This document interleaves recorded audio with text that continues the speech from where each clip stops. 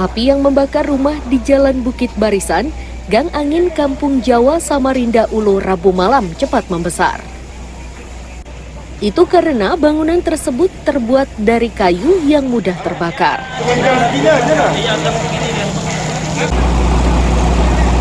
Warga menyatakan api pertama terlihat dari lantai 2 salah satu rumah yang terbakar. Saat itu pemiliknya tidak berada di rumah. Itu diketahui warga setelah mereka mendobrak pintu depan.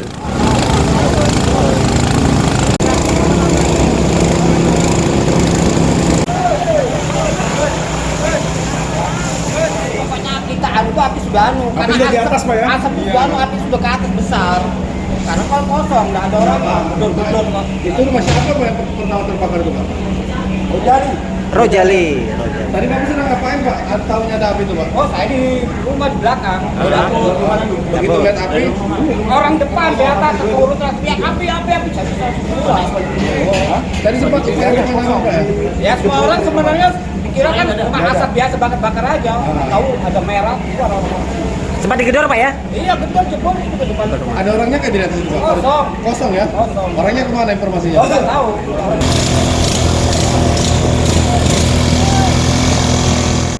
Upaya pemadaman tidak berjalan mudah. Petugas dan relawan terhambat oleh jalan sempit, sumber air minim, serta kerumunan warga yang datang hanya untuk menonton. Tercatat, 2 rumah ludes dilalap api dan 1 rumah terdampak.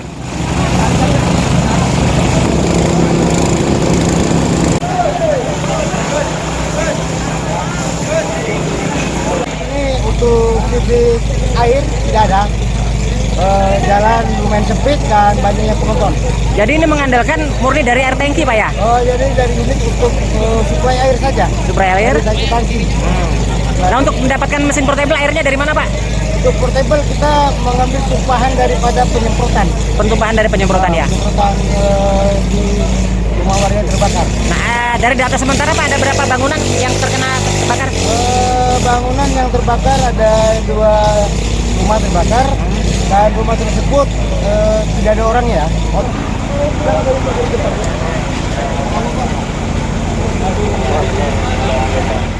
Saat petugas dan relawan memadamkan sisa-sisa kobaran, polisi menangkap seorang pria yang membuat keributan. Sementara penyebab kebakaran belum diketahui. Amir Hamzah dan Iswanto melaporkan dari Samarinda.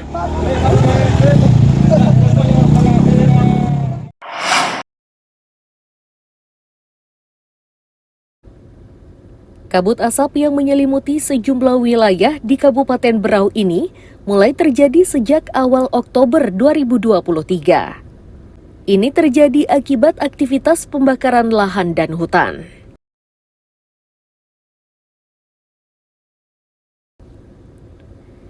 Kepala Badan Meteorologi, Klimatologi, dan Geofisika menyatakan, kabut asap itu akibat pembakaran hutan dan lahan. Di wilayah Berau, karhutla tersebar di 53 titik. Kepulan kabut asap ini semakin bertambah akibat kiriman dari provinsi lain, yakni Kalsel dan Kalteng.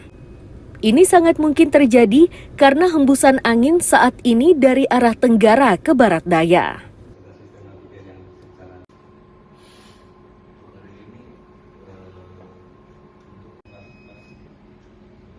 Dimulai tanggal 1 Oktober sampai dengan hari kemarin, dapat kami sampaikan pada tanggal 1, tanggal 2 itu hotspot di Berau berjumlah 8 sampai dengan 9 hotspot dengan confidence levelnya menengah. Adapun kabut asap yang terjadi atau yang ada di Kabupaten Berau diduga merupakan kabut asap yang berasal dari wilayah lain, baik itu dari wilayah Kaltim yang di luar Kabupaten Berau ataupun kabut asap yang berasal dari provinsi lain, jadi Kalsel dan Kalteng.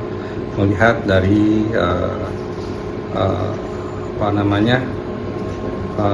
angin yang berhembus dari tenggara sampai dengan barat daya.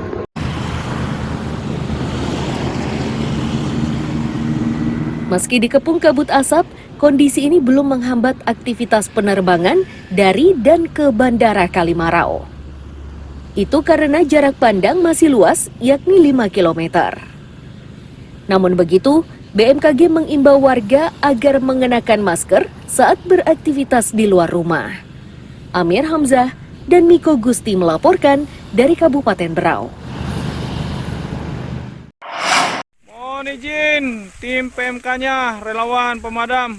Kebakaran lahan ini terjadi di kawasan Batu Besaung, Gang Oreo, Sempaja Utara, Samarinda Utara, Kamis siang. Karena lokasinya dekat dengan permukiman, petugas gabungan bergerak cepat. Upaya tersebut tidak sia-sia. Kobaran berhasil dipadamkan kurang dari 1 jam.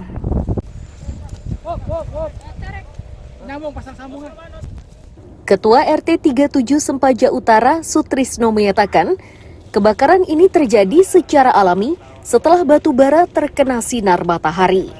Cuaca yang demikian panas menyebabkan kobaran cepat meluas. Tercatat lahan yang terbakar ini luasnya 2 hektar dan umumnya lahan kaplingan.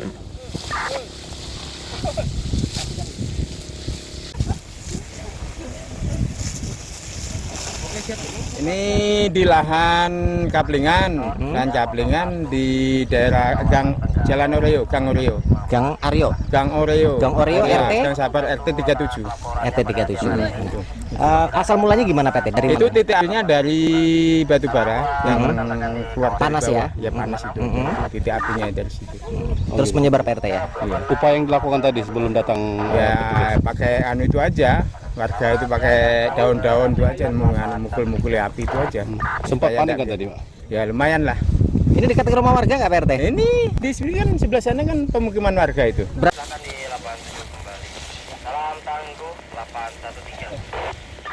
Polisi dan tentara yang membantu memadamkan api menyatakan kebakaran lahan di daerah tersebut baru pertama terjadi dan itu bukan disebabkan oleh ulah manusia.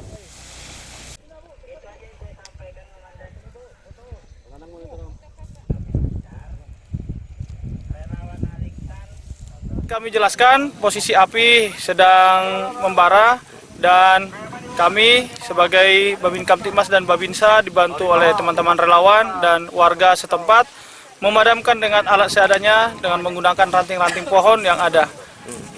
Nah, kalau sepengetahuan Pak Bin ini baru pertama kali terjadi atau bagaimana Pak? Untuk di wilayah Sempaja Utara bisa kami sampaikan baru ini untuk kebakaran lahan.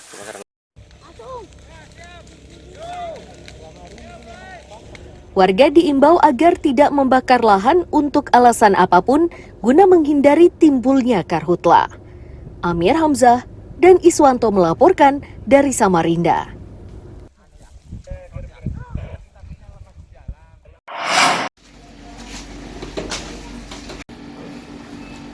RM, pria berusia 22 tahun ini, diringkus polisi bersama barang bukti 500 liter BBM jenis Pertalite. Barang bukti tersebut dimasukkan ke dalam 22 jerigen yang disimpan dalam kabin mobil bernomor polisi KT1033DF. Pengungkapan ini bermula saat petugas mengisi BBM di SPBU Gunung Malang. Curiga dengan mobil yang dikemudikan RM, polisi pun memeriksanya. Saat itulah didapati puluhan jerigen berisi BBM. Kepada polisi, pelaku mengaku BBM tersebut akan dijual eceran dengan maksud untuk mendapat keuntungan. Dengan ancaman hukuman 5 tahun penjara. Kejadian Jalan Maijen Setoyo, depan Yofamart, Gunung Malang. Dengan barang bukti, 1 unit mobil merek Toyota Kijang Krista, warna biru silver, beserta kunci kontak. 22 buah jerigen kapasitas 21 liter, berisikan BBM jenis Pertalite sebagai bahan bakar mesin kendaraan. 1 buah selang warna coklat panjang sekitar 2 meter, 1 buah mesin pompa dengan total BB 500 liter BBM jenis Pertalite. Modus operandi menaruh bahan bakar Pertalite di dalam kendaraan R4 agar tidak diketahui oleh pihak kepolisian, yang kemudian dijual kembali dengan keuntungannya.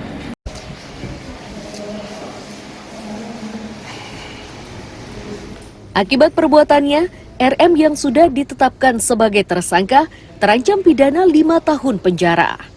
Amir Hamzah dan Riani Mantini melaporkan dari Balikpapan.